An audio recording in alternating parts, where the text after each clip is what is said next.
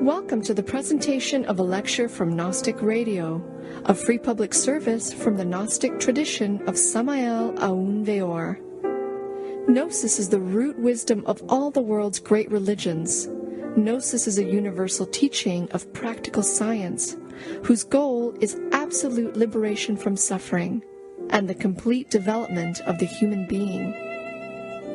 This lecture is one of hundreds available as free downloads, podcasts, or transcriptions. Our lectures range in topic and complexity in order to address the many needs of humanity. We invite you to browse our library of lectures to find teachings that suit you. Each Saturday, Gnostic Radio broadcasts live and includes a free online classroom, allowing listeners to see images, read related scriptures, and ask questions of the speaker. To learn how to participate, visit gnosticradio.org. Gnostic Radio is a service of Glorian Publishing, a non-profit organization. The lectures and radio broadcast have been made possible by the financial support of listeners like you. Most spiritual schools recommend a donation of $10 to $20 per lecture. To make a donation, visit gnosticradio.org. Now, with heartfelt wishes for the end of suffering for all creatures, we begin the lecture. May all beings be happy.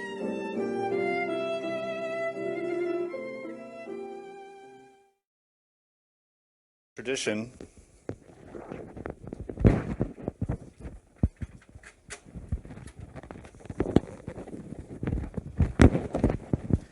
in the Gnostic tradition,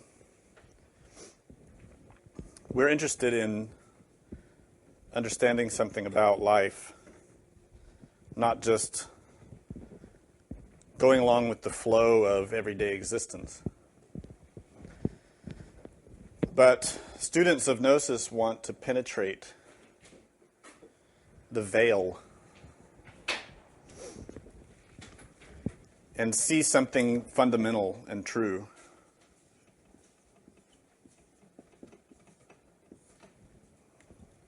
In other words, the Gnostic student does not rely on mere belief, but instead wants to see the truth and experience the truth, to know the truth, to feel it, to taste it, to touch it, to live it.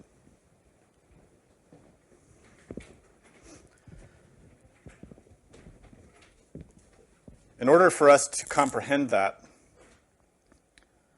what Gnosis means, what it is, as opposed to just a theory or an idea or a word that we talk about, we have to utilize a very special form of energy. A form of energy that all of us have, but that unfortunately we've never learned how to use. And so it goes ignored, wasted, and in the worst cases, misused. That energy is the same energy that causes everything to exist. It is the very force, the very fountain from which all life is nourished. And that energy is in us, in every level of what we are as a human being. So the Gnostic student is seeking how to first recognize that energy, to know what that energy is. Secondly, to harness it, to learn how to grasp it and use it. And third, to direct it by will, to use it for the benefit of everyone. So these are three essential phases through which every spiritual aspirant of any tradition ultimately has to accomplish. The first is to know what that energy is, to recognize it, to see it, to experience it, to taste it, touch it, to use it. That energy is the very fuel of spiritual experience. Everything that exists is subject to cause and effect. In order to arrive at a given circumstance, a given experience, the causes must have been produced for that experience to occur. In order for you to take a walk, there are many causes and conditions that have to be satisfied in order to allow you to take that walk. You need a healthy body. You need a place to walk. You need to know how to walk. You need the freedom to walk. Similarly, spiritually, if we want to walk spiritually, we need to learn how. We need to set up the causes and conditions. And then we need the freedom to do it. Karma, cause and effect. There are a lot of factors involved in acquiring spiritual experience.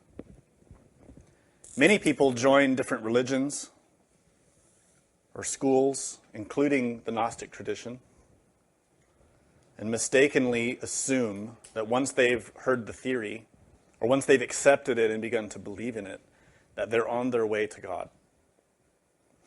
This is mistaken. It's only that first stage of learning about the energy, learning about the parameters, the causes and conditions. But you have to go to the next step, which is to use them, to apply them, to actually activate, to actualize those teachings in your life.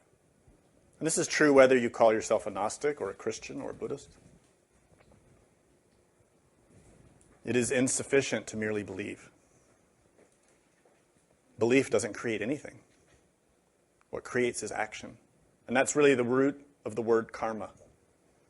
Karma means cause and effect, but the root word is karman, which is Sanskrit, and it means act.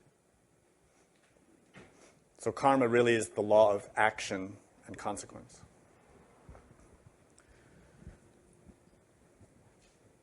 Whether we call ourselves a Gnostic or a Christian or a Buddhist or a Jew or Muslim, there is a common interest, a common intent shared amongst all religions, which is the longing to experience the truth. The urgency in the heart, a sense in one's heart that what we see in our daily lives is not the totality of life. And truthfully, if what we see in our daily lives was the totality of life, life would not be worth living. And this brings the second common element amongst all religious people. I mean the ones that don't just believe, but the ones that really practice. And that is a sense of renunciation, a taste, a comprehension, an understanding that what we see terrestrially is really fruitless and pointless. And that the real purpose of living, the purpose of life, is to penetrate that veil, to see beyond this physical illusion and to experience the truth. And this marks the soul. The real practitioner of Gnosis or any religion is the one who has realized and knows in their heart that they're tired of suffering. They want it to end. They want suffering to end. We tend to forget this because we get caught up in religious debate, political debate, the pursuit of money, and all the different distractions that emerge in life. But in the core, in the heart of the real, inspired, spiritual person is that sense that this physical life is not all there is, and there's something more. And moreover, we're tired of suffering, and we want to know how to change. And the only answer to that cannot be found physically. The answer to suffering, the balm, the medicine, cannot be found in a job, in a spouse, in a marriage, in children. It cannot be found by moving to another city or country. It's found in your consciousness, in your soul. And this is why the Buddha Shakyamuni gave us his beautiful first teaching, which were the Four Noble Truths. Those noble truths state in essence that there is suffering, and that suffering is caused by desire. And that if one eliminates desire, suffering ends. And there is a path to accomplish that. That path has many names. In the East, they call it Dharma. In the West,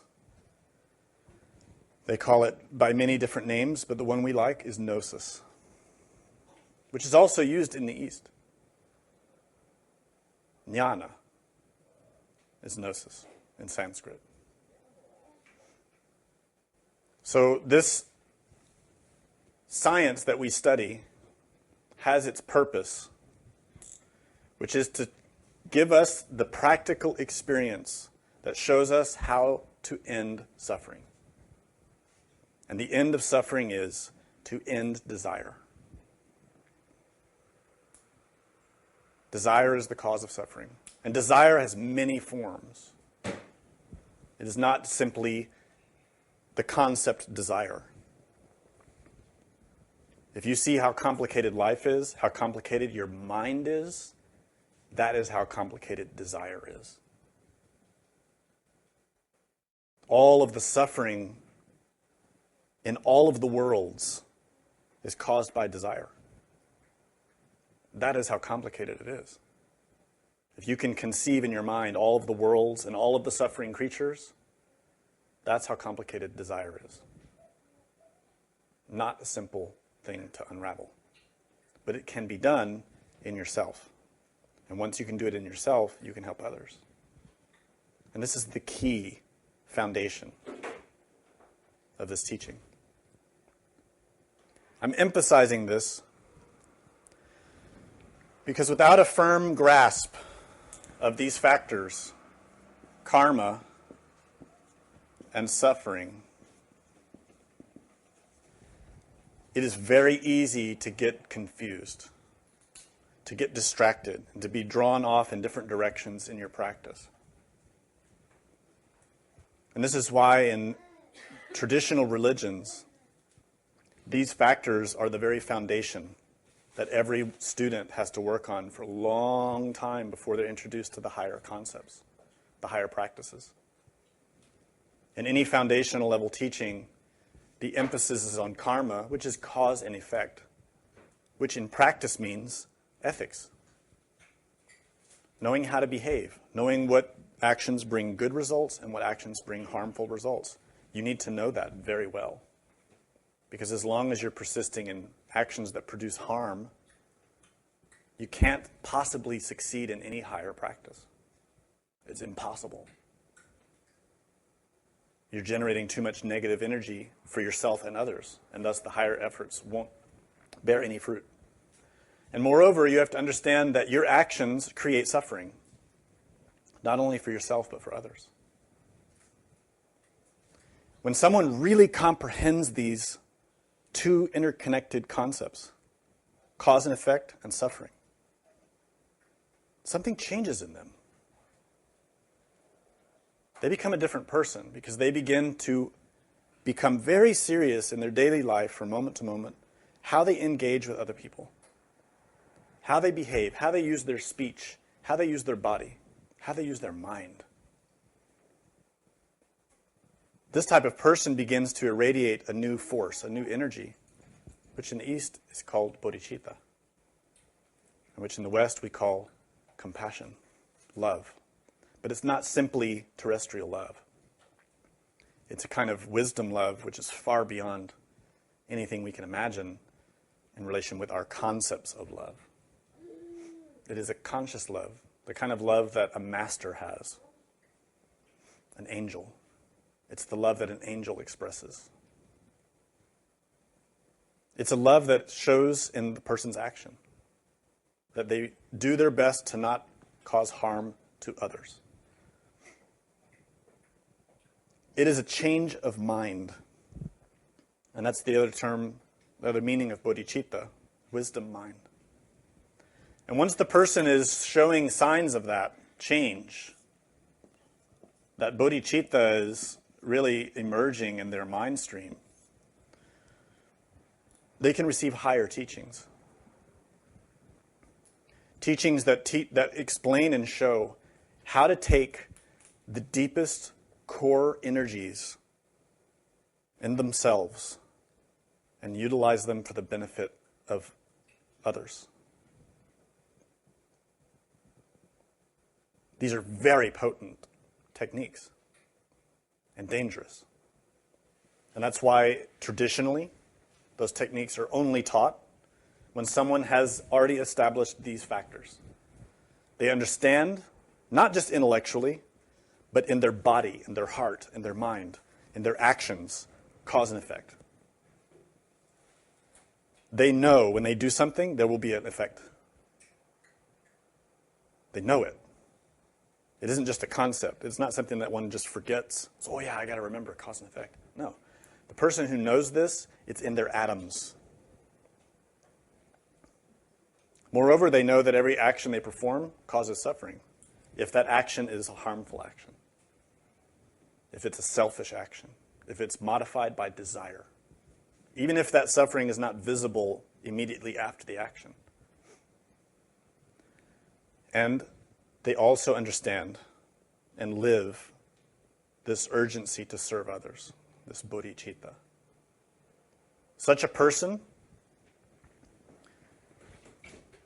is able to take higher teachings and use energy in a new way because they're trained mentally to use energy in a way that will not cause harm. And this is why, for many centuries, the highest teachings of any religion were always protected, were always kept secret. Humanity does not know what is in the esoteric heart of religion. I know everyone thinks that they know. And I know that you can go out and buy 1,000 books about the esoteric secret teachings, but they are all lies. Humanity does not know the secret teachings because humanity has never been taught them. It's not something that we should blame humanity for.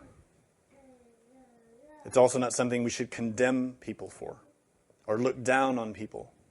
Humanity has not been prepared, has not matured.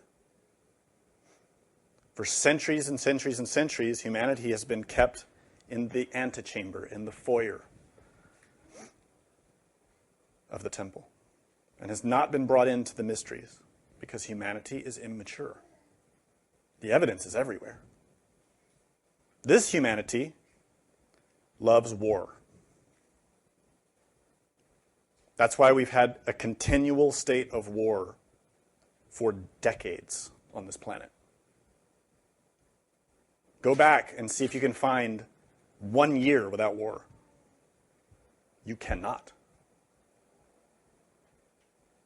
That's why this humanity has been kept from the heart of the mysteries. And that's why when you hear people saying this and that about the secret teachings and claiming to be this and that big shot, you should just ignore them. Put your feet on the ground and be practical. Look at the facts. Look at the realities. The secret teachings have begun to be unveiled, but not in totality. Only the clues have been given. The clues that allow a student to open the door to those teachings. But the full teachings are not in the physical world. Anywhere. In any school. Under any name. The real teachings are not in the physical world. Not in the Gnostic movement. Not in the Tibetan movements. not amongst the Christians, any other Buddhist group, anywhere. The real teachings are in the internal worlds. And to access those, you have to awaken your consciousness and go to those places.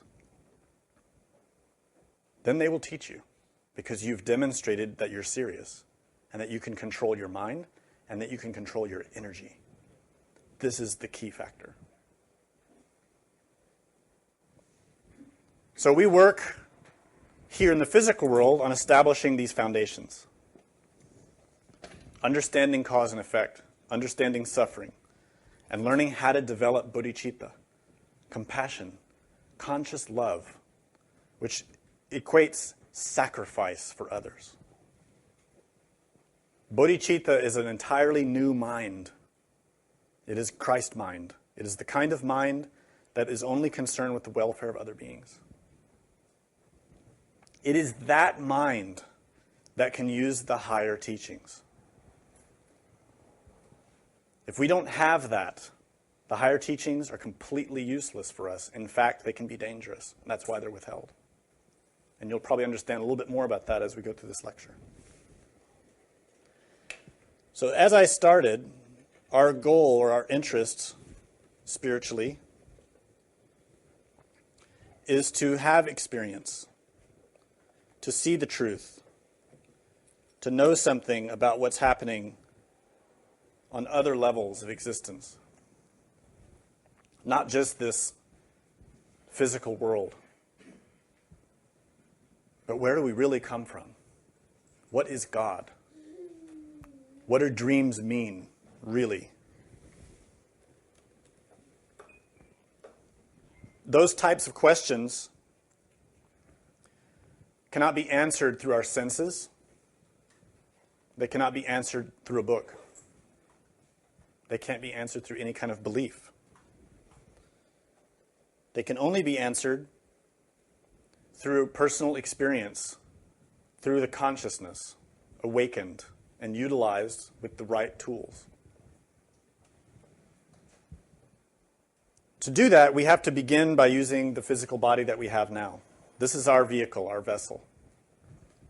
The physical body is symbolized on the tree of life of Kabbalah as Malkut, which is the lowest sphere. Malkut relates to the physical world and to the physical body. Malkut is the third dimension.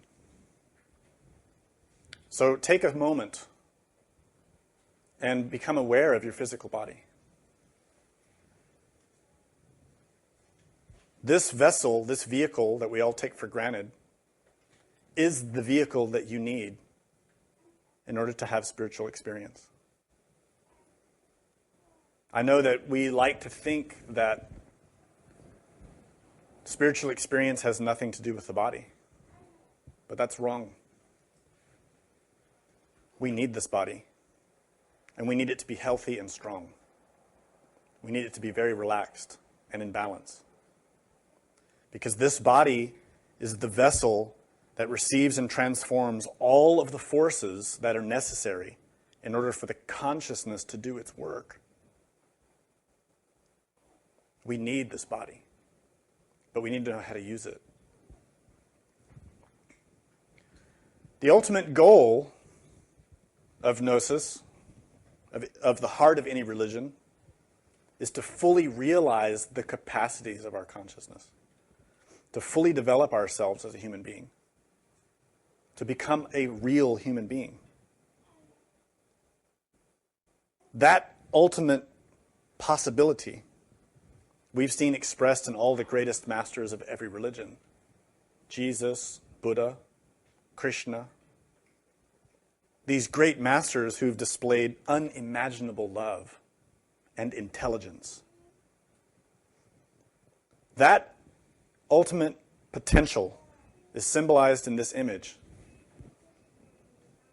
in the hands of this Lu. This being that's depicted here rising out of the waters is called in Tibetan Lu. In Sanskrit, the word is Naga. Naga means serpent. This Lu, or Naga, is a type of race, a type of being that is not human, and that doesn't generally appear in the physical world, although they can.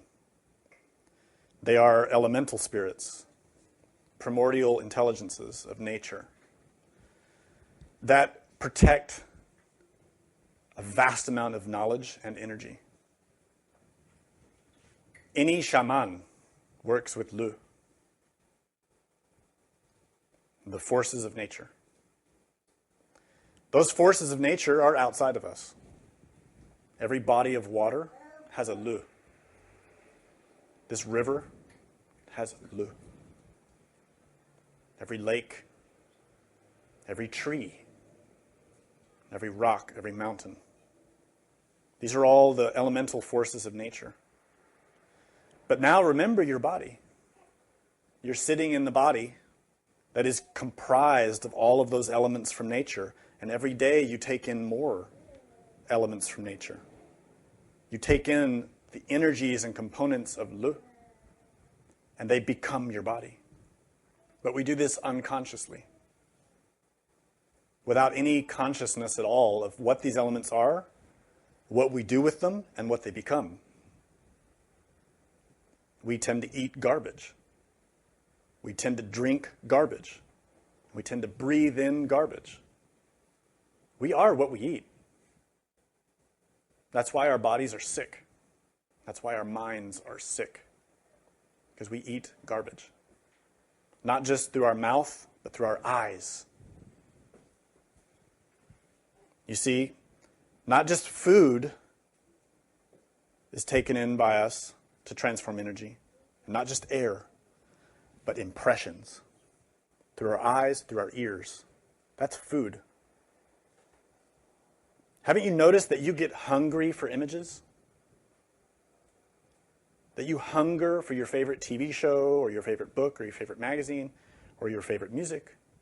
You hunger because you need those impressions. Those impressions are food. They are energy that you transform. But unfortunately, usually it's garbage.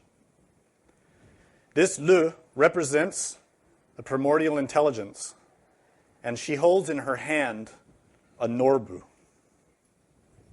Norbu is also a Tibetan word. It means jewel. And this jewel in her hand is inflamed. This is a very particular norbu. It represents the ultimate potential of a human being. It represents what we can become.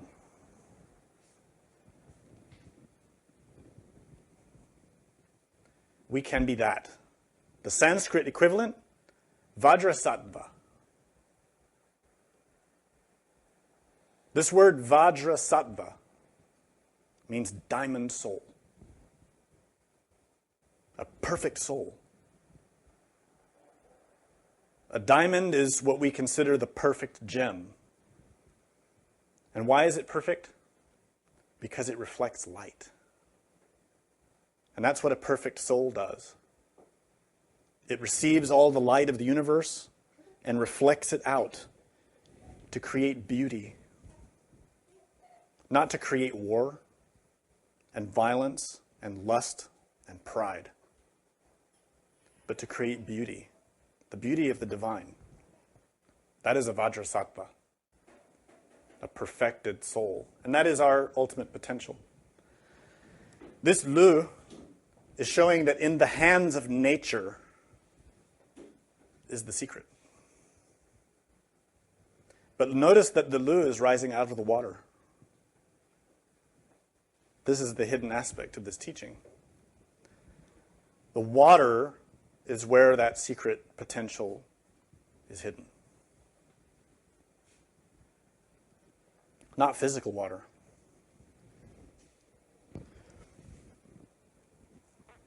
Spiritual water. Ethereal water. Psychological water. Water here is a symbol. Water is a symbol in every religion. Very important symbol. If you remember in the beginning of the book of Genesis, one of the first things that happens is that the waters are divided. Those waters are called ma'im. And in Hebrew, that word ma'im is written with two mems. The usual mem in the beginning, and a yod, and a closed mem at the end. Ma'im. So that ma'im shows two waters. A mem above, which is the waters in heaven, a yod in the middle, and a mem below, which are the waters below. This has enormous significance on many levels. But the most important level for our discussion today is how that applies to us. Those waters are in us, in levels. But we need to know how and what that means. This image shows a yogi in meditation. And at the level of his head, we see waters flowing from heaven. These images, by the way, are from murals that were in a secret temple in the Lukang in Lhasa, Tibet, that were forbidden for anyone to see except the Dalai Lama. And when the Chinese invaded, they made it into a museum for the public, unfortunately. So the good side of that is that now we can see those images that were long hidden. But the bad side is that temple has been desecrated. This particular image shows a yogi, a practitioner in meditation, and the waters are flowing down from heaven, from the superior worlds, at the level of his head.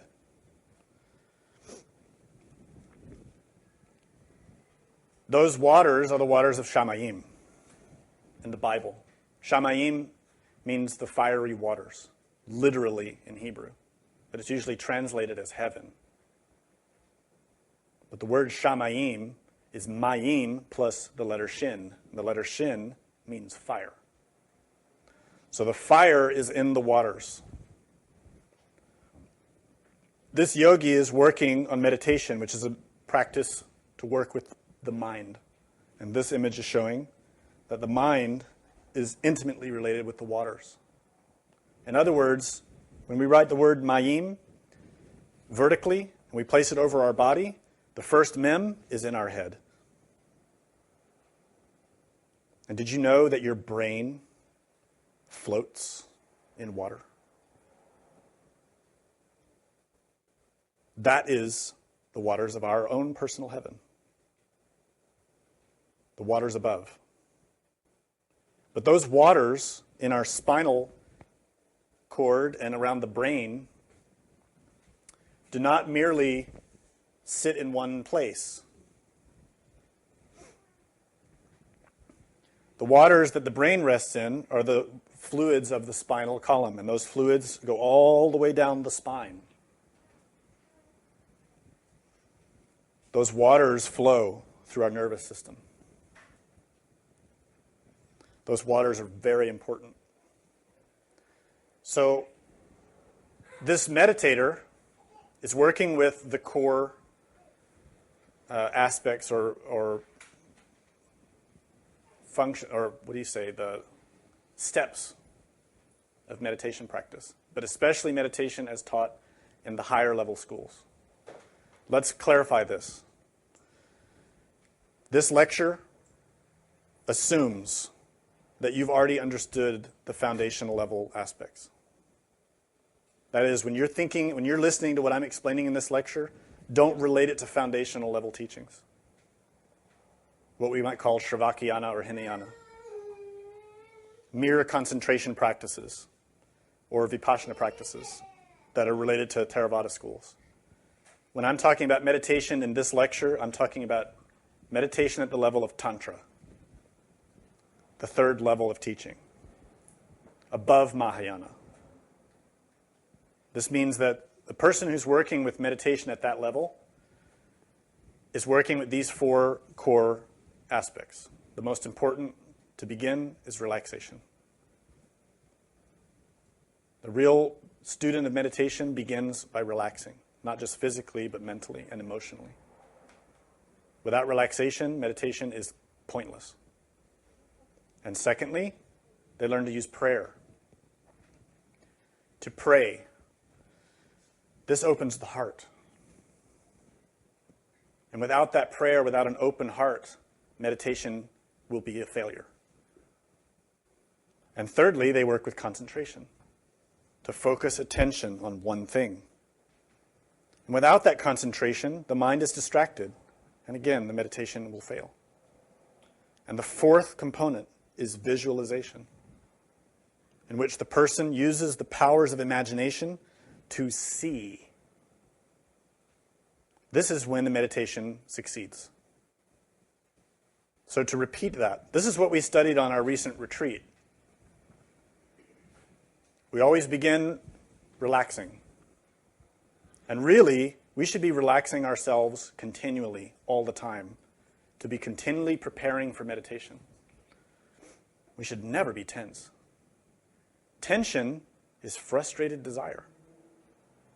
If you ever find tension in yourself, it's because you're frustrated. And that frustration is a frustrated desire. Could be anger, could be fear, could be lust, could be pride. And if you're tense, you can't meditate. So we start with relaxation. So this yogi in this picture is very relaxed. I know this posture probably wouldn't be relaxing for any of us, but he's used to it. Of course, he's been painted on that wall for a long time, so I think he's had a long time to get used to it.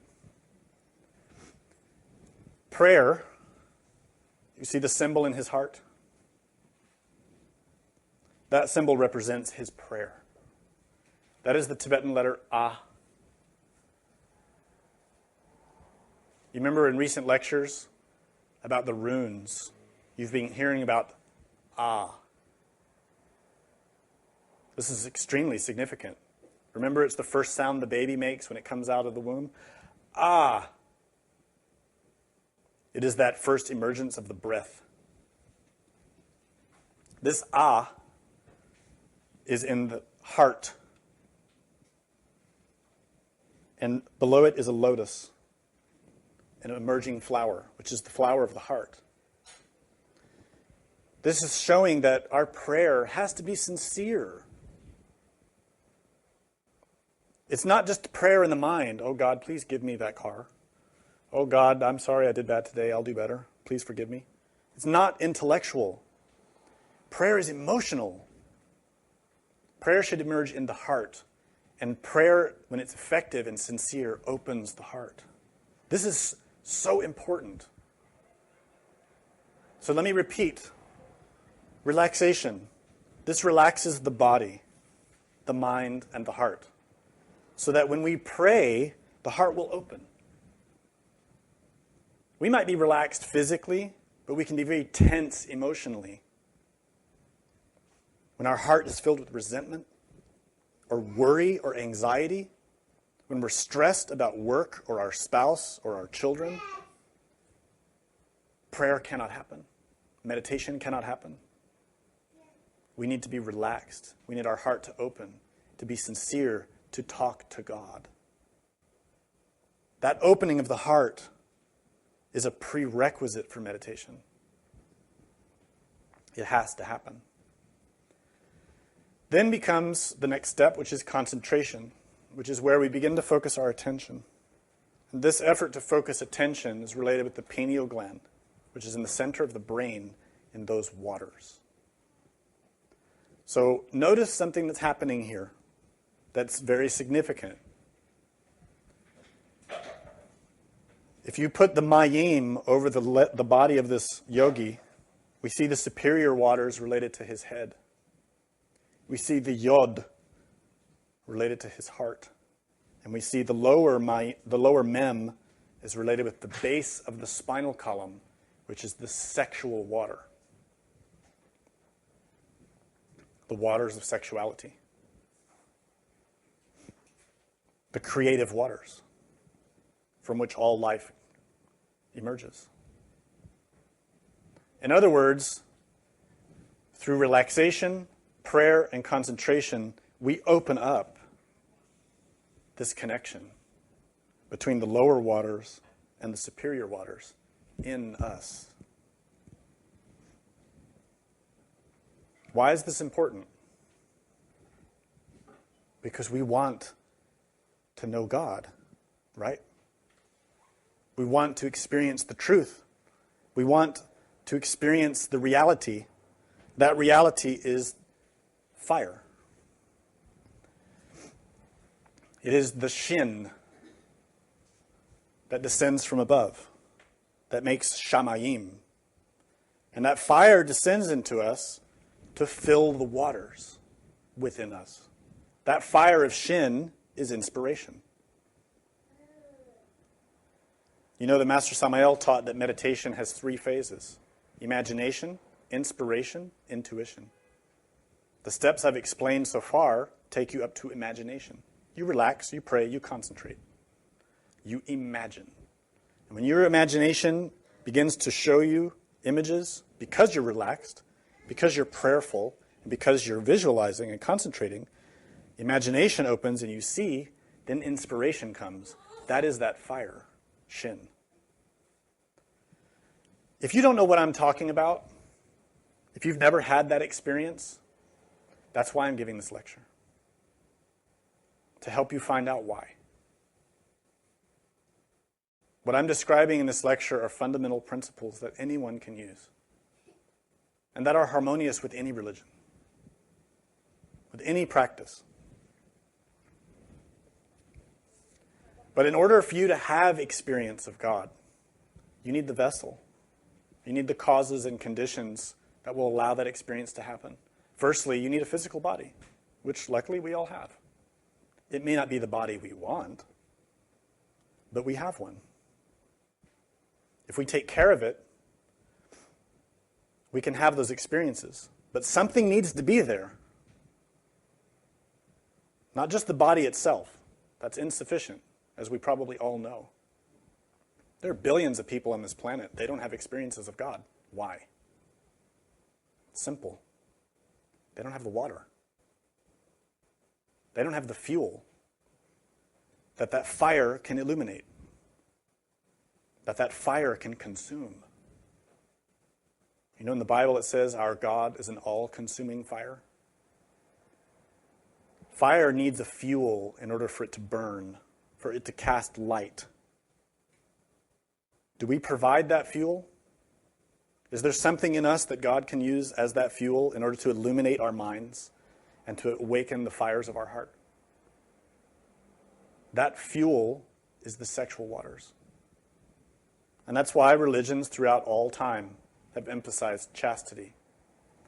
This image shows a yogi who was a student of Guru Rinpoche or Padmasambhava. This yogi's name is Jnana Kumara. That name is significant. It means king of gnosis.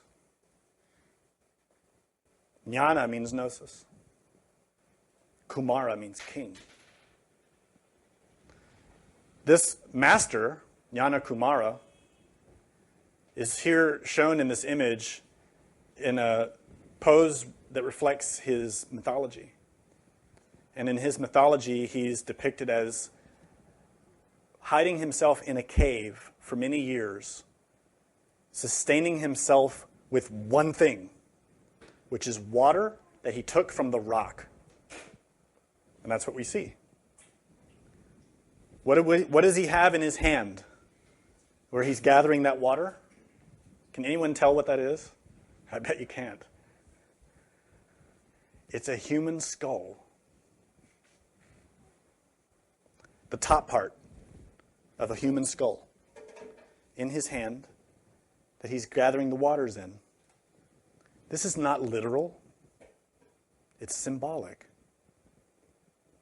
But what does it mean? It means that Jnana Kumara, this master of gnosis, was transmuting his sexual waters up into his head. He was taking the waters from the rock. What is the rock? It is the foundation stone. It is Yesod on the tree of life. It is the foundation of the temple, the stone that the builders disallowed, the stone that the builders rejected. That stone is the stone of the well that Jesus sat on to teach the Samaritan woman. When he said, "Dip for me into this well and take the water." The water is taken from the stone. And she says, "What is this water that you tell me about that I can have everlasting life?" And he says, "Go and get your husband and I'll tell you." Meaning, it's sexual. So Jnana Kumara is showing us all of that. Moreover, when that water is transmuted, we see in this next image of a yogi that the waters of sex are being transformed and risen through the 3 channels around through the middle of the body. The central column of the spine and the 2 columns, 2 forms of energy on either side. That energy flows up into the brain. And again, we see the letter Ah in his heart. But what is that around his head? It's a window. It's the window of the pineal gland. When we transmute the waters and bring them into the head, those sexual waters through which all life is created, the power in that water resuscitates, rejuvenates, regenerates the pineal gland. All that energy, all that force goes into the pineal gland, which is the source of clairvoyance, which is where we imagine, which is our window to the divine. And this is how it works. This image shows a yogi in meditation with the 3 channels on the spinal column, and above his head is a fire. That fire is Shin. The Hebrew letter Shin. The Mayim is his body. And we see next to his mouth the Tibetan letter Ha. And we see above his head the flame, and above that flame the letter Ah. And from that letter Ah, we see a splendorous radiation and then an image of heaven. Here we see in this picture a temple in the superior worlds. So what is this image telling us? This image is actually related to a tradition called tummo, which is a particular type of technique that's taught in a variety of schools in Tibetan Buddhism. And in the Gnostic tradition, we call it pranayama. There are many varieties of pranayama. The Sanskrit word pranayama means to harness the winds. But it is not physical wind. It is instead ethereal wind. In other words, what we call ethers. To harness the winds is to harness the energies. And those energies are shown here in this path that leads to this temple in the internal worlds. The yogi is using mantras. These letters are A and Ha. But you see, they don't write the whole mantra. Do any students here get what this mantra is? Exactly. Ham Sa. And you see the trick? Do you know the sound that fire makes? Sa. This Ah, or Ha rather, by his mouth, is the Ha when we breathe in. We breathe in the air to take the vital currents, the ethereal currents, into the body. And we imagine that rising up the spinal column as we mentally pronounce the mantra, Ham. And all that energy is going up the spine into the brain. That is the lower portion of this image. Ham. You see the ham is the ha, which is here by his mouth, and the mem, the waters. Bringing the waters from the bottom to the top. The lower waters to the upper waters. The waters of sex to the waters of the brain. Ham. And that fire that's in the water irradiates the brain, rejuvenates it, gives it life and energy. And then the yogi says, sa, with the exhalation. So in total, this causes the fire in the waters to rise to the brain, illuminate the pineal gland, and open clairvoyance to give us the power to see. Very beautifully illustrated in this ancient painting. So why aren't we doing it? This is the technique. Simple, effective. It works.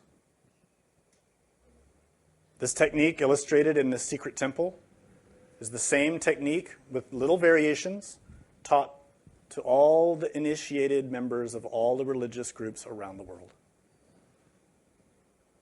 The same technique that's taught in the internal worlds to prepare the students to awaken their consciousness and go to the temple to get the higher teachings.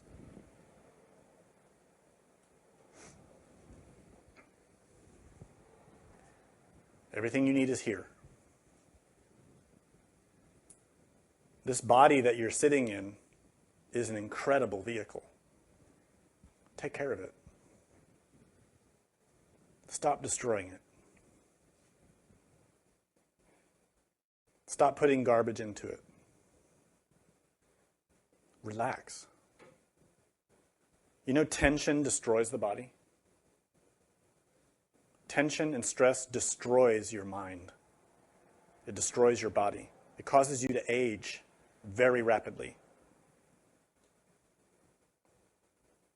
If you're stressed out and tense all the time, it doesn't mean that you're supposed to change your job and move to a new place and sell your house and all that stuff. It only means you need to change your attitude. The most radical life change you need to make is in your attitude. To transform why you're so stressed. What desire, what fear, what anxiety, what pride, what lust is causing the stress? That's what you have to work on. And you have to harness the forces that are in your body. First and foremost, the sexual energy.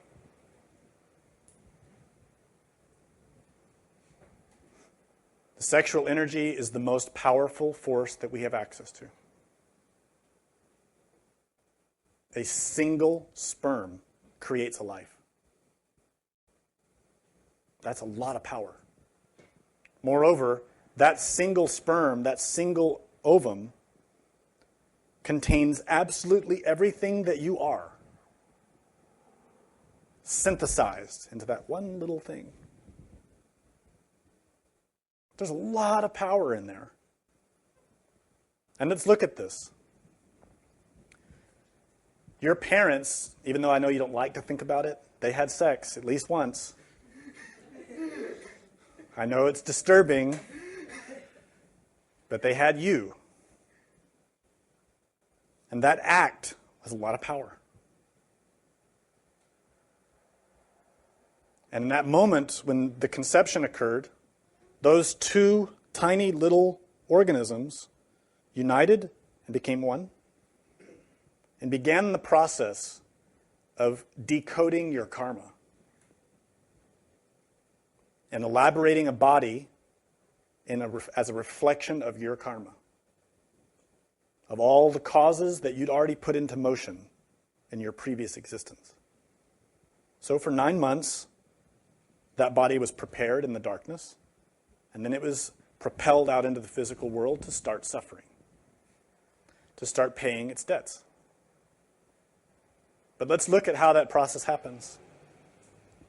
From that moment of birth to 7 years of age, you're basically learning how to use that body, how to move all of its pieces. how to walk, how to run, how to ride a bike, how to climb a tree, how to use your tongue, how to talk. You're learning to develop your motor skills. And moreover, you're beautiful. Every child is beautiful. Perfect. Really. Irradiating so much beauty. And then around 7, we change. The karma is getting more intense because it's starting to incorporate into our psyche. We start to get grumpy, irritable, proud, vengeful, afraid. We start developing our intellect. We start trying to figure out what the world means. What is my life all about? What is this place that I'm in? We have a lot of questions. And that goes on for a few years, till 13 or 14, usually. And then we start to feel something different. We start to develop emotionally. Friends become more important. The opposite sex, who used to be really disgusting, is now all of a sudden not so disgusting. And we start to change and become an emotionally engaged person, social. And that goes on until about the age of 21, when we actually become an adult. But let's point out something very important that happens in these 3 phases. There's a very significant change that happens. Traditionally, it was around the age 13 and 14, where our beauty goes away. It starts to. That beautiful child starts to become the unbearable teenager, who might be attractive physically, but emotionally and mentally starts to show a lot of conflict, a lot of problems, a lot of pain, a lot of struggles and difficulty. Why? When we're growing up, in those first few years, all of the energy in our body is focused on growing that body. And the most profound growth happens between birth and around 13 and 14. That's a huge growth that happens. And in that range, towards the end of that range and until 21, there are little spurts that might happen. But for the most part, we're close to our size in terms of a scale. And that's because around 12 to 14, the focus of that energy that's in us shifts.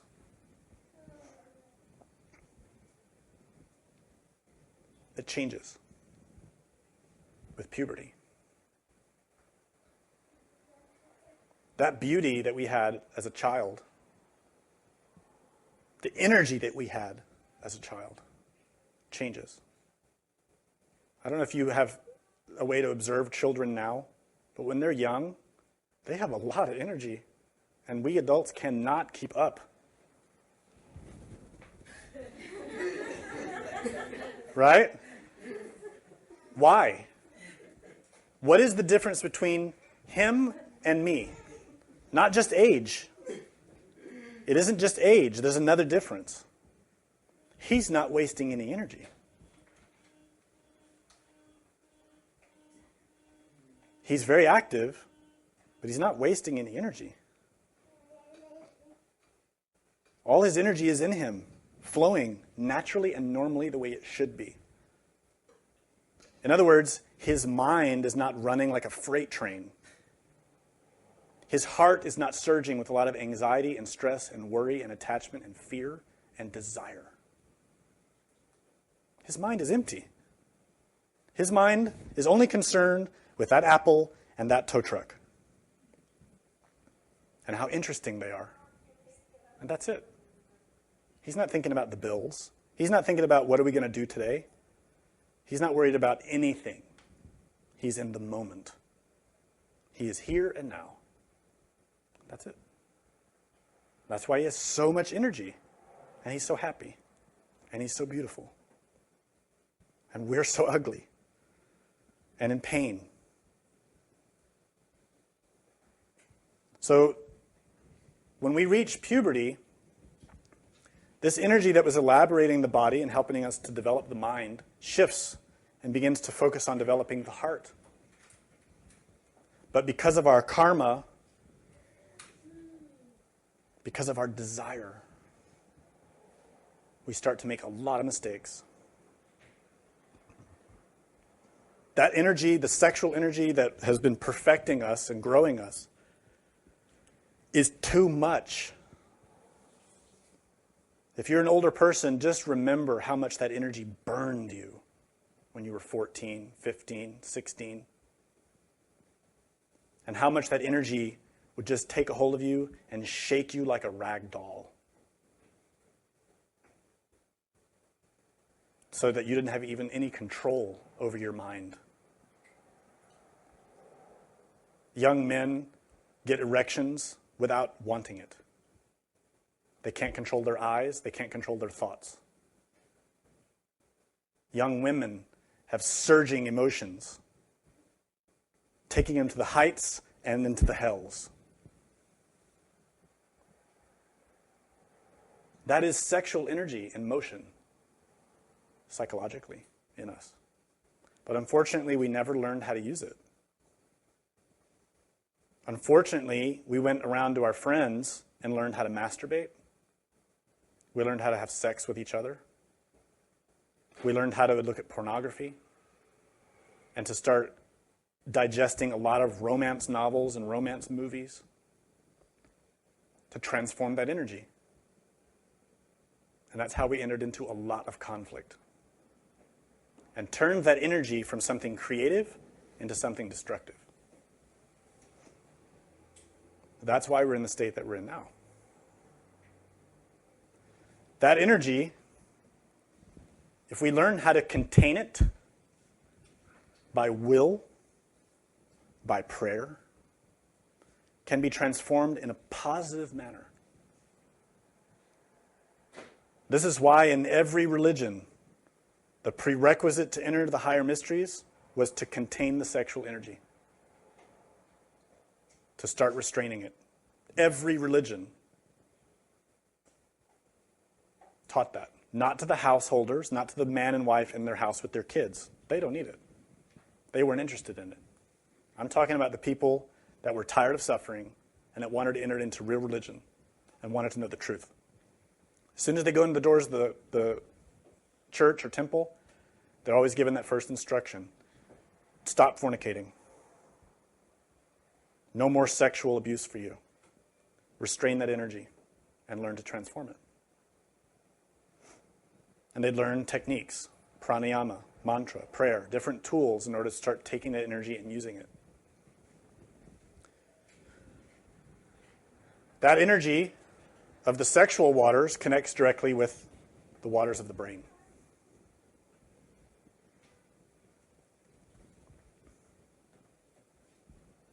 Some people nowadays, and to be specific, doctors, say that masturbation is healthy. They say that the orgasm is healthy. And they have all this so-called evidence. But the simple fact is they have not done a single study of people who transmute their sexual energy. Thus, they have no control group. They have not applied the scientific method at all. So doctors cannot be listened to. Doctors have not been initiated into this knowledge. They don't know. Doctors fornicate. Doctors have the orgasm. They do not know about the sexual mysteries. If they were to study their own priests, their own lamas, their own rabbis who know the esoteric tradition, they'd find a different story. Because the real priests and rabbis and lamas and imams all know or should know that they have to save that energy and transform it for their spiritual practice. Now, a lot of them don't know that anymore and don't care. But nonetheless, that's the ancient teaching. If the doctors were to study that, they'd find that all of that potency that's in the sexual energy rejuvenates the nervous system and rejuvenates the pineal gland and awakens all kinds of things inside the body that the common person has no idea about.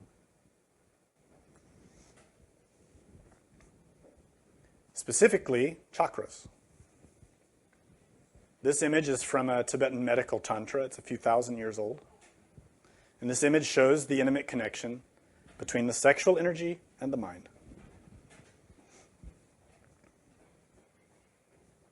To be point blank, if you're studying the mind, you have to study sex. And if you're studying sex, you have to study the mind. They are inseparable. In fact, if you study Mahayana Buddhism, then you know about the term bodhicitta. But if you've not been introduced into tantra yet, then you don't realize that bodhicitta is a word that hides the real meaning.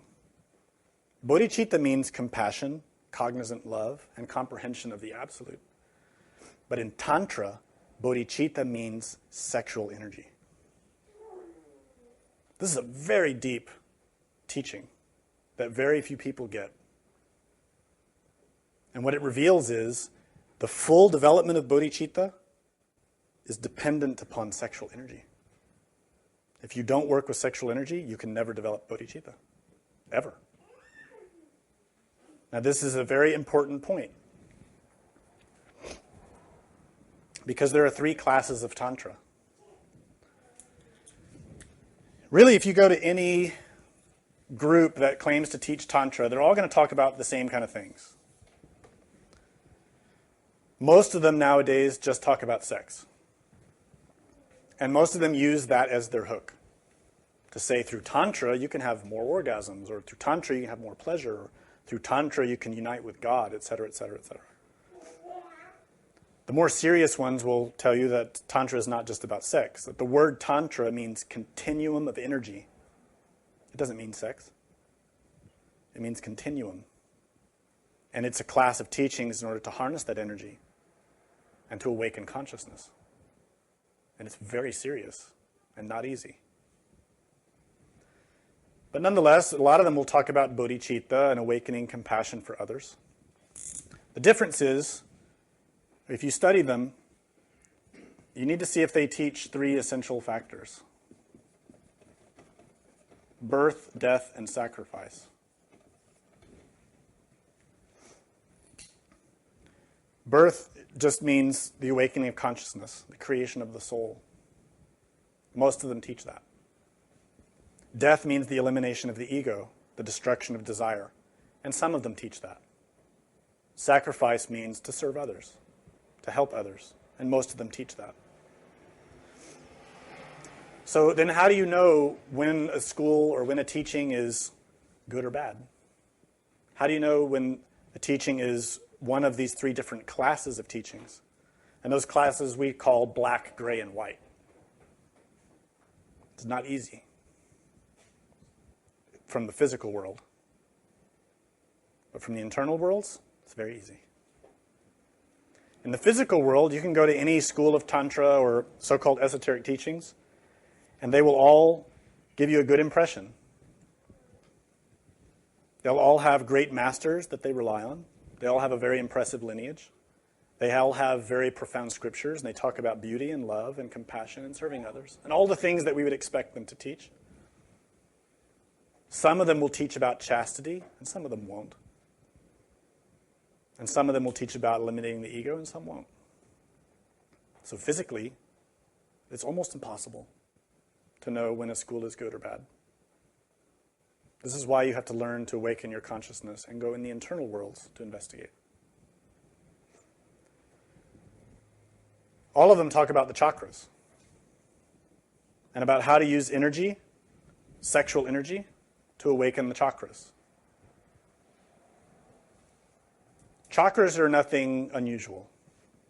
It's also used as something exotic to attract people. But listen, all of you are using your chakras right now in some way or another. All a chakra is a vortex of energy. It's a place where energy moves from one place to another. It's like a nerve connection, but for energy. So when you're feeling something emotional, that's related with your heart, and the heart chakra is active if there's any energy moving there. But it depends what kind of energy it is. Is your heart filled with a virtuous emotion or with a selfish one. Then you'll know how your chakras are moving. It's not complicated. Nonetheless, when you work with sexual energy, you awaken chakras. That's why in the sexual act, a lot of energy gets moved around and we feel a lot of things, a lot of which we can't put a name on. And we become very entranced by sexuality because of the types of sensations and feelings that we experience that aren't just physical. They're very profound. That's related with chakras. It's related with spiritual things. It's related with desire. Most of us are not cognizant of all of that, what that means. But nonetheless, if we learn to use sexual energy in a positive way, we can awaken the chakras in a positive way. But if we learn to use the sexual energy with desire, we'll awaken the chakras in a negative way. And the result will be suffering. Remember that first teaching of the Buddha. Desire causes suffering. If we're engaged in sexual activity in combination with desire, we are producing suffering. I'm not making that up. Anyone can experience that for themselves. And it's also the basic teaching of every religion. So we need to understand what this means. In our physical body, we have all these forces. We need to learn how to use them properly. Here physically, we experience many things.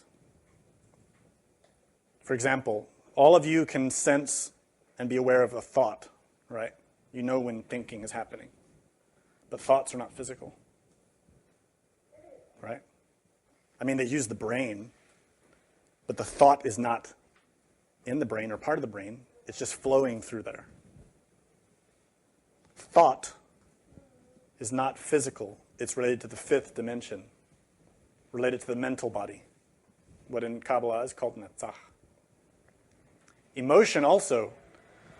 We sense emotion, and we might feel some kind of sensation sometimes if an emotion is very strong.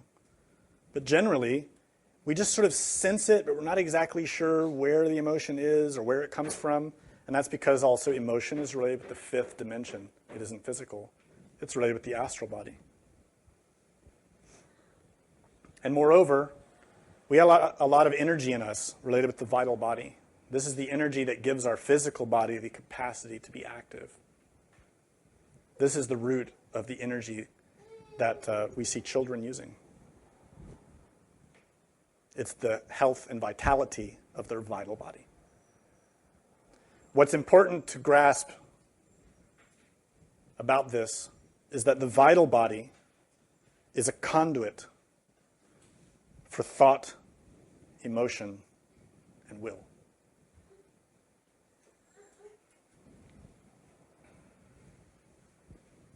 The vital body is a conduit, a vessel.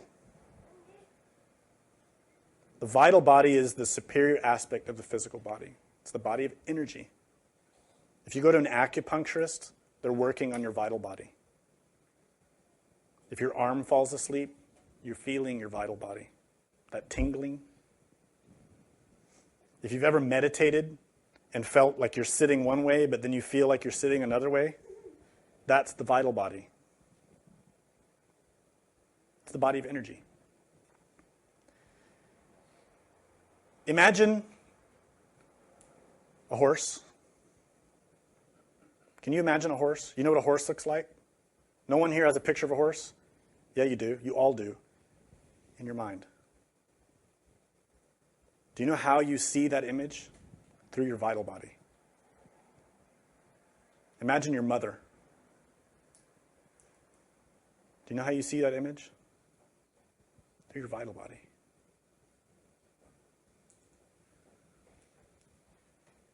Now, your vital body is where all your energy is, especially your sexual energy. So now what do you think happens when you misuse that energy? Remember I explained about this meditator who's drawing energies up from the sexual organs up to the mind, working with this energy that descends from above, right?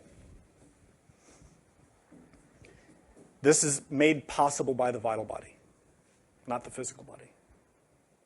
The physical body is just flesh. What makes it interesting is the vital body that's in it, that is its fourth dimensional aspect. The vital body is the electricity or energy of the body, of the physical body. When you feel sexually inflamed, that is the activation of sexual energy, which is part of your vital body. When you're using your imagination, that is your vital body. You're not using your physical body to imagine, are you? I don't think so. Right? Your physical body doesn't imagine. Your mind does. And you see the images here physically because the vital body transmits that. You see? Whoops. When you are thinking, when you're aware of a thought, you're perceiving it by the vessel of the vital body. That thought is reflected in the vital body. When you're seeing an emotion, you're feeling an emotion, that emotion is in the astral body. But you're feeling and sensing that emotion through the vessel of the vital body. And what about willpower? Same. Consciousness, the same. All of these psychological phenomena are experienced physically because of the vital body. The vital body has four main aspects. They can be called sheaths or ethers. There are four conduits that make up the vital body. Bear with me, this is going somewhere really important. I know it's complicated. The two inferior ones are the ether of life and the chemical ether. The ether of life is that aspect of the vital body that manages reproduction, sexual energy. You know, the woman says her clock is ticking. Her biological clock. That isn't the body, it's the vital body, which is responsible for the energy of reproduction. And what about when you're digesting food? When you're breathing? When your stomach is transforming nutrients into energy to nourish your mind and your heart? That is the chemical ether. It is the ether in the vital body that's managing the energies of transformation. What about your senses? Well, all of you are hearing my voice. How? The sound passes into your physical ear. But then what happens? Does anybody know? We've heard a lot of theories about it, but do we know? If you meditate, you can find out. Yeah, the sound passes through the ear canal, vibrates in that filament that's in the ear, and is translated into pulses of energy, which flow into the brain. But then what happens? The brain is just a vessel that moves energy from one place to another. The brain isn't anything more than that. The brain is just dead matter, but it has energy. And that energy is the vital body. That sound is reflecting from the brain into your mind. Your mind is the one that knows English and knows how to translate what I'm saying into meaning, into concept, into images. And also your heart, your astral body, which translates it emotionally, if I happen to say something important to you. So you see, the vital body has this aspect of reflecting data from the senses, not just physical senses, but also internal senses, reflecting that information to the psyche, to the mind, to the soul. And furthermore, when you imagined your mother just now, how did you do that? Physically, you can't. It's not done with physical matter. I say, imagine your mother, and this image appears somewhere, don't know where, We all say in my mind, but we don't know where that is. That's in the fifth dimension. It's in your mental body. But that image is produced through your will, conscious will, hopefully, flowing through the luminous ether of the vital body. And that's that part of the vital body that projects through willpower and imagination. Luminous means light. So this is a very important thing for a meditator to study. As you remember the steps of meditation, relax, pray, concentrate, visualize. When we relax, we're relaxing the vital body. Because we relax the physical body. And the superior part of the physical body is the vital body. So when the physical body is relaxed, then our energetic body can relax. Which means that that energetic body, that conduit of energy, becomes very serene, very still. And if you think about it, when a body of water is still, doesn't it reflect things perfectly? Your vital body is a water. It's related with the element water, the tattva of the waters. And when that is still, it reflects perfectly. So that relaxation of the physical body and the vital body creates a stillness which allows images to be reflected without confusion. Through prayer, we activate the heart, the emotional body, which deepens that. Master Samael says that when we absorb the ethers of the vital body into the astral body, then our clairvoyant perceptions become radically improved. That's what we do with prayer. We relax, we pray, and we bring the vital and astral components, the energy and the emotion, together. Then we concentrate. And this is how we focus the mind, netzach, by means of tiferet, which is will. You see, all of these pieces are connected now. The physical body relaxes the vital body. We pray to bring in the emotional body.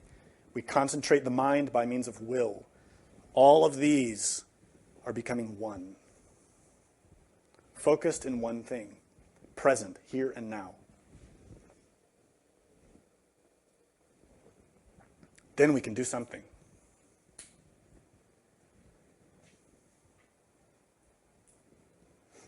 This is when magic happens.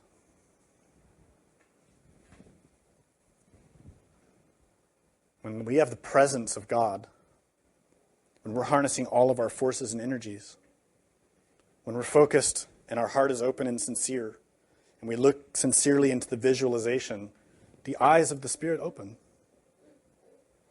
Clairvoyance, imagination, the power to see. That's represented here in this image. This image represents Guru Rinpoche, or Padmasambhava, who brought Tantra into Tibet 1,000 years ago, taking the form of Vajradhara. This form represents the unity of imagination and willpower, the unity of wisdom and method, which in some Mahayana traditions is translated as action and vision. I don't remember the Chinese terms. I think it's Su and Xin. I don't remember. But what this represents is how from the waters emerge life, spiritual life. If we want a spiritual life, we have to look in the waters, our own waters. Whether we are a single person or a married person. The secret is here. If you've ever watched any tantric Buddhist lead a ritual, they always use these two elements, a vajra and a bell. The vajra is that element that looks like a symbol of infinity. Looks like this. Because it does represent that. The term Vajra in Sanskrit means thunderbolt. It represents a phallus, male sexual organ. The bell, on the other hand, represents the feminine sexual organ. That's why we have to work with both, the Vajra and the bell. Male, female. That is the secret of Tantra. Whether we're single or in a couple, to use that energy in harmony, in balance with the divine. This image shows how that's done. This is a picture of Vajrapani. The name Vajrapani is Sanskrit, and it means Vajra in the hand. I don't know if you can see what's in his hand. That is a Vajra. It is a male phallus. And what this deity is representing is the ferocity of willpower needed to maintain control over the sexual energy. It takes a lot of willpower because our minds are very corrupted. We are easily seduced by desire. It takes a lot of will. But through the power of the Vajra, this element, and through willpower in union with imagination, that power can be harnessed. If we throw that energy away, we won't have any visions at all. So the couple is able to access that power to a higher degree because those forces of the divine are represented in the three factors or the three elements in their sexual organs. The three forces of the Trinity are present in the man and the woman, and when they unite, they form the seal of Vajradhara, or Vajradakini, which is, of course, the seal of Solomon, the Star of David. The six-pointed star represents the union of male and female. It also represents the union of wisdom and method. So in synthesis, what this means for us is that we have to get really serious about how we're using our energy. Oh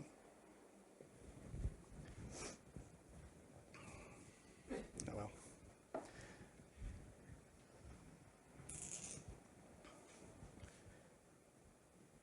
When we meditate, we need to look practically at what we're doing. Meditation is the way that we're going to stay inspired in our work. I know the teachings are very beautiful and complicated, and we've given hundreds of lectures, and there are hundreds of books, and it's enormously beautiful and complex. And we need to know all the information. We need to study, and that's what prepares us to interpret our experiences. But if we're not having experiences, what are we going to interpret? If we're just studying and studying and studying but have nothing to interpret, we need to reevaluate our practice. We need to be having experiences. I'm not saying that we need to be going off to visit the planet Mars in our astral body every day. That would be awesome. But at the very minimum, we need to be seeing how we're causing suffering today. That's the kind of experience we need. Practical experience that helps us unravel the problems that we have and the problems we're creating for others. The fuel for that is in us. It is these waters. It's how we use the waters of the sex and how we use the waters of our mind. The relationship between them, as I was explaining in the beginning, is that yod, the Hebrew yod.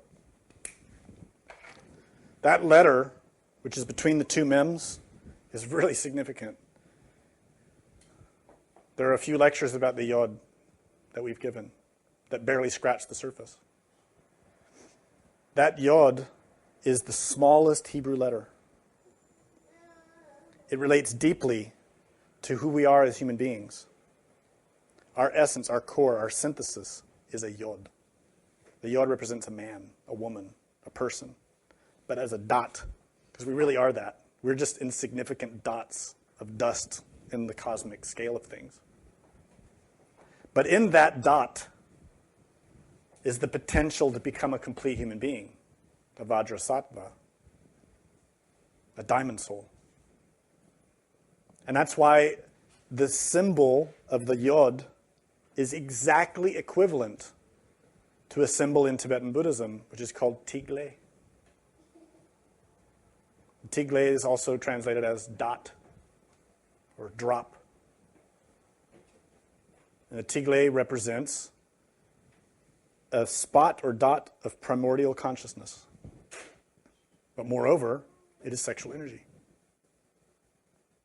The yod is sexual energy. Our essence as a person is in our sexual energy.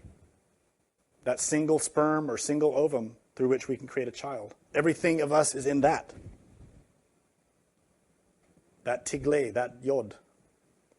So by harnessing that, transforming it, we can become a Vajrasattva, a diamond soul. In other words, instead of wasting that energy and creating problems for us through desire, through taking that creative energy and creating destruction and pain, we take that creative energy and we create for others. We create for the divine. We create a soul. We create beauty. Every Buddha, every angel was born that way. There's no other way. Everything that's born in the universe is born from sexual energy. Everything. The demon is born from lust. The angel is born from chastity. Both are born from sex. So when we use the sexual energy by means of our mind, by means of our imagination, to feed desire, we create infernal things. We create egos. We create effigies, entities. So when we were teenagers and we learned to masturbate and look at pornography and look lustfully at the opposite sex, we were using that sexual energy to create forms in our own mind. And so we built an image in our mind, many images of what we want. The man imagines the lustful woman doing all the things that he wants her to do, and with his own sexual energy, directed through his vital body in relation with his mind, he produces forms in his mind. Those forms are real. And those forms want more energy. And so that man starts to have dreams with that woman that he's imagined. And that woman in his dreams comes every night to get more energy. So every night he's having dreams and spilling his sexual energy and having wet dreams, nocturnal pollutions. And the same happens with women. The woman has imagined this perfect man, this prince who comes every night to be romantic and woo her. And she gets aroused and loses her sexual energy through that imaginative act. And that feeds that form in her mind. And night after night, that form comes to get more energy. These are real things. They exist. And every one of us has them. So if we're having trouble remembering our dreams, if we go to sleep at night and we're completely unconscious the whole night long, why? We have no energy. We waste our energy all day long in our stress and anxiety and our chasing all of our desires. And then when we go to sleep, we're totally exhausted. And so we don't know what happens to us at night. But I can give you a hint. We do at night what we did all day. That's why in the morning we wake up, I dreamed of work. I was killing my boss. And that's because during the day, you're really mad at your boss. Whether you know it or not, you have a lot of resentment. Or at night, you dream that you were having sex with your neighbor or your coworker, because during the day, you're having lust for your neighbor or coworker. And you're wasting all of your energy. And you're creating forms in the mind, which are karmic, which cause suffering. This is why we're in the situation that we're in. So the antidote in every moment. Choose consciously how you're using your energy.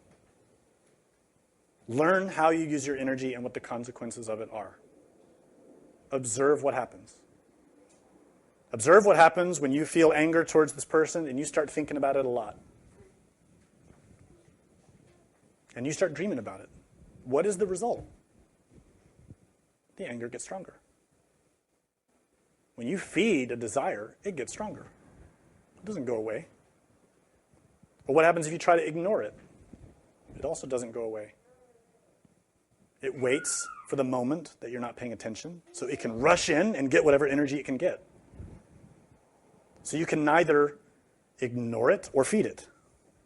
You have to take the middle way, which is to always be observant of it, to not indulge in it, to not avoid it, but to watch it, to learn about it, to stop feeding it, but through knowledge, self-knowledge. If you want to take your energies and your sex and your mind in order to have sexual elevation, to improve your sexual life, do that with awareness. Learn about your sexual behaviors. Change the ones that you know in your heart are wrong. Every time you commit that act, you deepen your suffering. Every time. So stop. But stop with comprehension. Stop with understanding. Stop knowing that in your heart you know this is what you have to do. And don't go back. During the day, you have to train your senses. Because all day long we're using our energies. The sexual energies in the mind are very related. Every time you look at someone lustfully, you transform that energy that was pure, that came from God, and you make it into something demonic. And you create in your mind an image of that person. Instantly. This isn't negotiable. It isn't like you can say, well, I'm only going to look for a second because I want to understand my lust. That's a deception of your ego. Because the instant you look, that energy is transformed into lust. Even if you don't look, but the lust is there in your heart, the transformation's happening.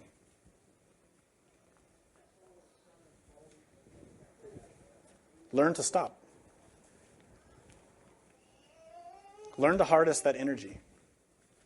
Learn to experience what happens when you harness it. And the same goes for every ego, every defect that we have. For fear, pride, jealousy, envy, resentment. All of those emotions that are negative and cause harm to us.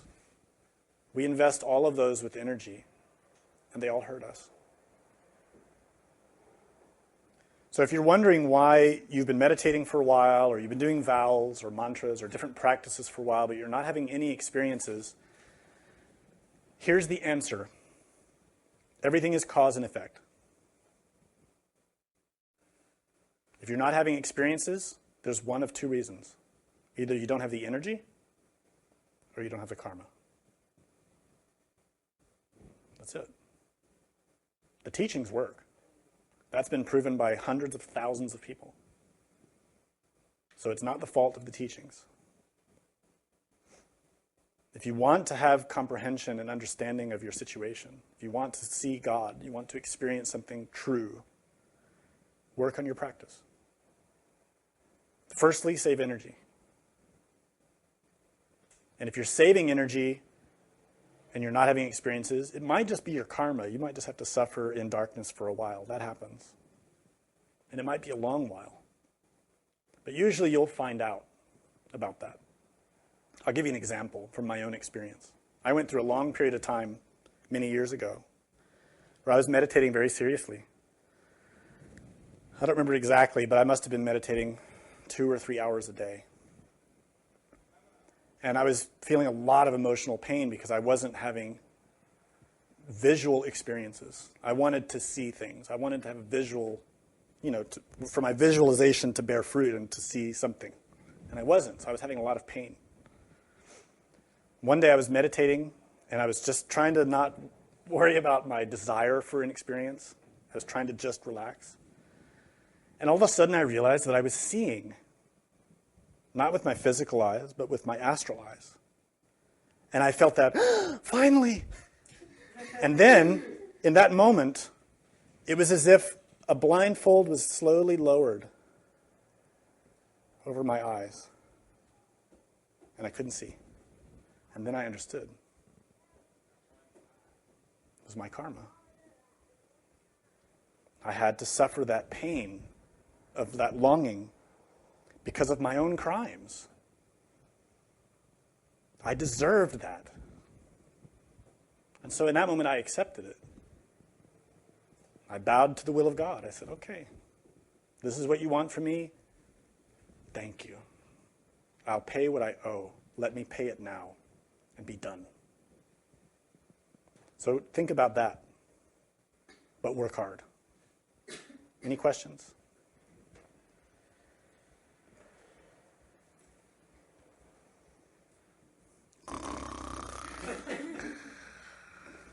Oh, yeah, wake up. Any questions, please? Yeah, you said in the yellow book they have the mantra as it always goes, tone, and That's the Egyptian pranayama. Yeah, and there you said with hamsa. Yeah, hamsa is a different pranayama. Pretty much the same thing, because I know yellow book was teaching something. Yeah, the Master Samael taught many different pranayamas. There are different varieties. So the Egyptian pranayama is just a different version. They work a little differently, so I would suggest trying them. Do one for a week and then do the other one for a week, and you'll see they're a little different. Question in the back? Would it be harmful or beneficial for a person who has not masturbated, perhaps sex for 7 months, but has only recently really started to tread the path of gnosis? That's the end of the question? So the question is it... Harmful or beneficial for a person who has not masturbated? Okay. So is there any harm or benefit for a person who's not had sexual activity for 7 or 8 months or so? It really depends on you and your karma and your situation, whether there is harm or benefit in what you've been doing. I don't know specifically what you've been doing. But let's put it this way. Every single day, your body is receiving and transforming energy. Every day. Every night when you sleep, your physical body goes to sleep, and your vital body is recharging. It's absorbing solar energy and charging itself with a lot of energy. And the core energy there is sexual energy. And this is why men wake up in the morning with a lot of sexual energy. Very active, because the vital body has been replenished. So energy is generating every day. What do you do with that energy during the day? We don't just use it through the sexual act. We use it with our mind. We use it with our heart. How do we use our energy? So this is a question that we have to ask ourselves. Is that energy causing harm? Or is it nourishing us? And that's really going to come down to how you behave, what you're doing with your time and energy. It's going to be different for everybody. Yeah? How can we develop bodhicitta, especially when we don't feel or cannot find a deep sense of compassion for the people around us? Also, you said we should pray with our heart during meditation. Does this mean we should use emotion to pray rather than mental verbalization? Okay, good questions. The first is, how do we develop bodhicitta, especially if our heart doesn't feel much emotion for others? It's a very good question. This is probably the state of most people. The development of bodhicitta is not something that comes rapidly or easily. In fact, in most cases, it's developed over a period of lifetimes. Bodhicitta is a very profound element. So if you're someone who doesn't feel much emotion in your heart, just work with where you are. Start with where you are and how you are as a person. Start with observing your behaviors and how you affect other people. This is why the foundational schools start with karma, cause and effect, looking to see how our own actions affect ourselves. And from that, we start to see how our actions are affecting others. And the important detail here is this. When you see and you really understand that an action that you perform hurts yourself, and then you feel pain, and you recognize suffering in yourself, and then you say, wait a minute, if I'm making myself suffer, this is not good. It doesn't feel good. It's painful. But I'm making this other person suffer too. That's what's going to awaken your heart.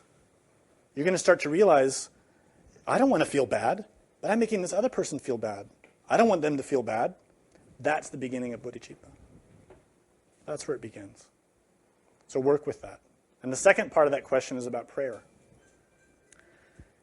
Should prayer be emotional rather than mental? Well, generally, yeah. Prayer is supposed to be an emotional connection with our own divinity. But if our emotional center is very dry, if we don't feel much emotion, then that's difficult. So again, I would recommend a similar type of exercise. To start observing yourself, looking at your behavior, and asking God for help. Start developing a connection with your own Divine Mother. She's the one that can revive the fires of your heart through your self-knowledge. And that relationship, that connection with your Divine Mother is what's going to open your heart. This is much easier for women. Men, it's very difficult to develop that relationship, but it's critical. Men tend to think, oh, I'm not going to be emotional, I'm a man. I have to be strong. Yeah, men are strong, but we also have emotion. And we have a type of emotion that's different from women, but equally important, equally vital. And we need to awaken that capacity. It's really important. The bodhicitta that emerges through the heart of a man is different from the bodhicitta in the heart of a woman, but we need both. So if our prayer is cold and dry and lifeless, work with visualization. Try to find an image or some reflection of divinity that you feel connected to. It might be a painting or a statue. It might be a mantra. It might be a story that you heard about a master or a divinity. And work on visualizing that and praying to that divinity to help you open your heart and develop a connection.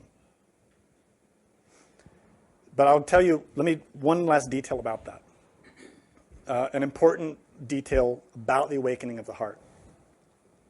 I was explaining to you that the way we use our energy is psychological. So the sexual energy in our vital body flows into our heart and mind. And so when we work with these practices of meditation, through prayer we open the heart, and through concentration and visualization we work with the pineal gland. So that energy is flowing upwards, right? The heart is open and active, the mind is open and active. But we're using that energy all day without meditation too. So when we're working during the day at our job and we're experiencing flashes of anger and experiences of lust and flashes of pride or shame, that same energy is moving through our heart and mind, but damaging them. When we're listening to violent music, watching violent movies, when we're engaged in any kind of lustful activity, like looking at pornography or having sex with different people, that energy is in motion and it's destroying our heart and mind. Do you know why people don't have feelings nowadays?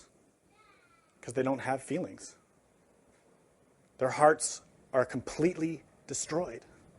The emotional center is damaged from intense violent music, from intense violent games, from intense violent stories and movies and all that stuff that we're always feeding ourselves with. It destroys the emotional center. It loses its sensitivity. And the same with the mind and the intellect. They become damaged.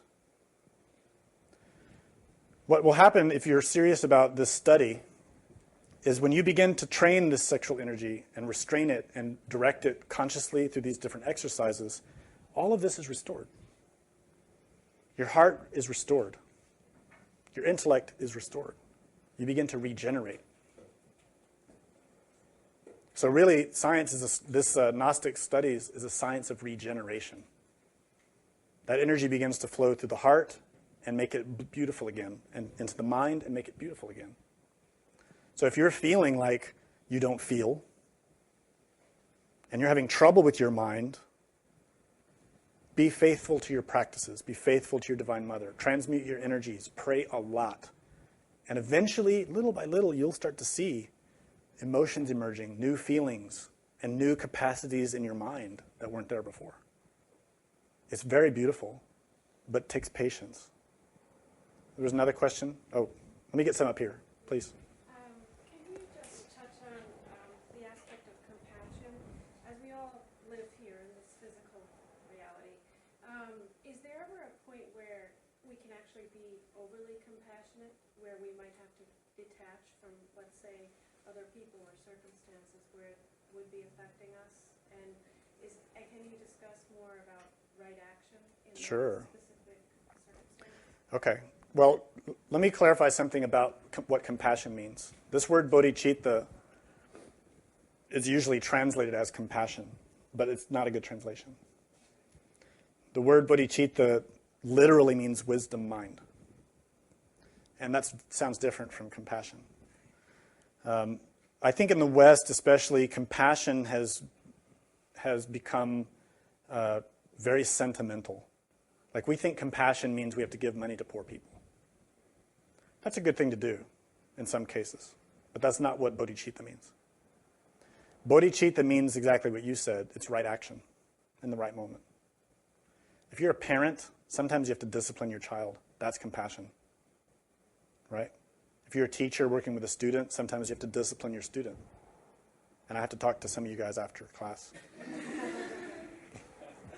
So bodhicitta is that. It's the wisdom of the divine. So when I was talking at the end of the lecture, probably a lot of people got lost when I was talking about action and method. This is very subtle and difficult to grasp, and that's kind of when I breeze through it, because it's going to take time for those things to sink in. That union is bodhicitta activated. And what it means is that when you have that union that's happening in you, it means that your divine is able to guide you to behave and act in the right way at the right time. None of us have that ability because we're all suffering with a lot of ego and a lot of problems. But if we're really sincere and serious and we're really trying to listen to the guidance of God, in the critical moments, He can help us as long as we're listening. So the answer to your question is, when you're not doing your self-will, but you're doing God's will, that's right action. And that's when compassion is fully implemented. But how to do that? It's always changing. Only God knows. Karma is very complicated. I mean, I know people who think, we have to always be like this. It's not like that. Everyone has different karma. Every situation is constantly changing. So the real student of their own inner master is always with an open mind and able to move in any direction at any time. So the will of the being is what should be followed. Absolutely. So now our job is to find out what that is. And usually He won't tell you until the last second. Well, and there's a reason for that, because we'll mess it up. If God told you, in a couple of years I'm going to put you in this Gnostic movement and all your egos have to die, would any of us go, yeah, thanks? I don't think so. We'd all be trying to do our best to avoid it. So generally speaking, God's not going to tell you until the exact second that you have to act. Because then you don't have time to think about it and mess it up. You have to do what you have to do. That's it. No time to think. So if you're getting frustrated, not getting guidance, just think, okay, it's my fault, because He knows I'm dumb, and He knows I'll make a mess of my life, so I just have to wait until He tells me. It takes a lot of patience. There was a question back here. I have a question. The Master gives a lot of practices for cleansing the vital body, with rue and sage, and you've done egg cleanse. Mm-hmm. Is that something you can do on your own, or should you have the presence of a priest? Yeah, the cleansings that we teach involving sage and rue especially, or the egg, anyone can use anytime. You use the plant sage, the plant rue, or a chicken's egg or another kind of egg. And there are different cleanses that you can do. The easiest is to take a dried sage plant or rue plant, burn that, and sweep the smoke all around yourself while you use a prayer or a type of conjuration. There are varieties of this practice. This cleanses your inner bodies, your vital bodies specifically, of elements that can harm you. So when I was explaining that when you use your sexual energy to imagine lustful scenes, something is created, those somethings become creatures like rodents or insects in the other dimensions. And when you live in a city like this one, it's filthy. It's disgusting. And so those elements are everywhere. So we need to do continual cleansings, at least every week. And I would say more often if you can manage it. And the cleansings are not hard. Just use incense, different types of prayers. But what happens is those elements are there to steal energy. So if you go to a dirty place, a bar, a restaurant, a movie theater, a club, even onto the train, certain parts of town where people are engaged in a lot of very negative actions, all those elements are there waiting to take energy. And if you show up, the bright young Gnostic student who's starting to save their energy, you're like a walking battery. And those elements say, hey, free food, let's go. And they all attach themselves to you and start taking your energy. And then you start to feel depleted again and start thinking, oh, this isn't working. These techniques are no good. Well, they work, but there are things taking your energy. So this is a process of learning how to behave, how to cleanse yourself, how to change a lot of aspects of your life until you're able to get to a place where you can sustain it. So yeah, cleansings are important. I'm glad you mentioned that. There's another question. I guess when you come out of the city, are you like cleansing yourself?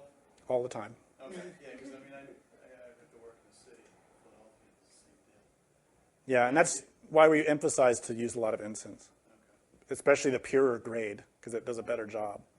If you can grow your own sage, if you live somewhere where you can have a little garden and grow sage, then you can develop a relationship with that plant, and it'll do an even better job to help you. So at my place, I have a little tiny little growth of sage, and I harvest it every year, and it lasts me through the rest of the year. So it helps a lot. And there are different plants that are used for that. Juniper also is very useful, and that's a traditional plant in Tibetan Buddhism. It's used juniper. There are many others. And so you study occult medicine or igneous rose, and there are many practices related to those types of cleanses. Also, sulfuric baths are good. You can also put sulfur powder in your shoes, and the fumes from the sulfur will help keep those little bugs off of you. They're really gross. Anyway, another question? How does one make the path the goal of life and all other daily activities secondary, but balance from normal living? So how does one make the path one's life and all the other activities life secondary? Through attitude. Really, it comes down to a question of what you value, what's important to you. If someone really has their primary focus in making money, then that's what they're going to do. Even if they love religion or love esoteric teachings, it doesn't matter. They're putting their heart into money. They have the right to do that. And they will receive the consequences of that, whatever those consequences are. If you're the type of person that's realizing that the mundane life is not worth it, then you will naturally invest in the spiritual life, and that will bring its fruit gradually over time. So what I'm trying to express is that you can't force it on yourself or anyone else. You have to go with the natural inclinations of your heart and respect the will of everyone. If your own will is drawing you into religion, follow that and nourish it. But if someone you love is not, you have to respect it. That's their karma, that's their will. They have to do that. So just love them, support them, and help them. You can't change them. You can't even change yourself. We're so unable even to change ourselves. How do we think we can change somebody else? So we have to respect other people, just work on ourselves. Yes? About protection against darkness, transmutation gives power, and loss of energy causes weakness. When a student accidentally loses energy, how can his prayers of protection be effective? So when a student loses energy accidentally, how are their prayers of protection effective? That's a good question. Any prayer that we perform has a power proportional to the energy available to us. That's simple cause and effect. A person who's only beginning in these practices won't have much energy. And a person who's been long time should have more energy. Not always. Sometimes they have bad habits that they're ignoring.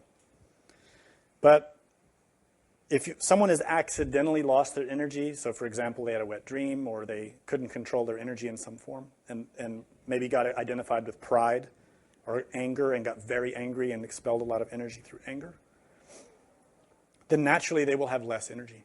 It's simple. But that energy will recuperate. So be patient. And in the meantime, meditate on what caused the fault. Don't let it happen again. And that is going to come through comprehension, through feeling the pain of having made the mistake. I know some people avoid it. You know, we make a mistake or we get identified with something and then we say, forget it, I just made a mistake. And then we don't comprehend it. You're just setting yourself up for it to happen again later. Anytime something happens that you regret, be glad. Sounds weird, doesn't it? To be grateful for making a mistake. But the real Gnostic student is grateful because they've caught a mistake. And in that instant is a chance for you to redeem yourself of that cycle of that mistake. Because we repeat mistakes in cycles. So when you catch yourself getting identified with something, don't beat yourself up. Remorse, yeah, we feel remorse. But don't start building shame, self-deprecation, going around singing your song to everyone, oh, I'm so bad, I'm so evil. No. Be grateful. Now you have something to meditate on. Students always come and say, I don't know what to meditate on. It's because you're not observing yourself. If you really pay attention to yourself, you'll see you have too much to meditate on. So I love it when the student comes and goes, I don't have enough time to meditate on all the things I see. Then I know the person's serious. There is so much to meditate on. If you're not seeing it, you need to look deeper. Please. The ego is memories, and we've been different sexes in previous lives. Then why does lust mostly choose the opposite sex to derive its images of temptation? Is lust a memory or a craving separate from an image? I think that question probably take a lecture to answer. The question is about lust and memories in relation with our physical body and in relation with lust for the opposite sex. So it seems like if we're born in different lives and we're different sexes in different lives, why does lust in this life only project itself towards the opposite sex? Lust that we see terrestrially during our physical life is only the superficial lust related to our superficial existence. We're not seeing the depths of it. When you start to meditate and have experiences out of your body, you will see it, and you will be very disturbed. Honestly. It is extremely disturbing to see what is truly in our minds. The elements that we've created from existence to existence are still there in our minds, but it's subconscious. So when those elements are seeking to be fed, they seek food through our contemporary personality, through whatever means they can get it. And it's different depending on the person, their karma, and their personality. It's very complicated. There's no easy way to synthesize that. But basically, what you're seeing now is not the whole picture. Meditate on what you can see and go deeper. And little by little, you'll start to understand what I'm talking about. Another one back there. Is it normal for our physical heart to be overwhelmed and start pounding, beating rapidly when we feel our heart awakening or have other experiences? Or is it a sign of resistance, for example, ego of fear? When we are working in this type of work, there are many types of experiences that can emerge in the different parts of our body and psyche. It's going to depend on a few different factors. If someone's having a beating heart or surging heart, clearly there's emotional energy at play. Whether it's positive or negative depends on the experience. Depends on the person. So you have to reflect and look into what that is. I don't know the specific situations. It'd be hard for me to say. Can you repeat the name of the The paintings are from the Lukang. It's popularly known as the Dalai Lama's secret temple. And there's actually a book out of a lot of pictures from it. Any other questions? Wow, you all got it. Okay, thank you.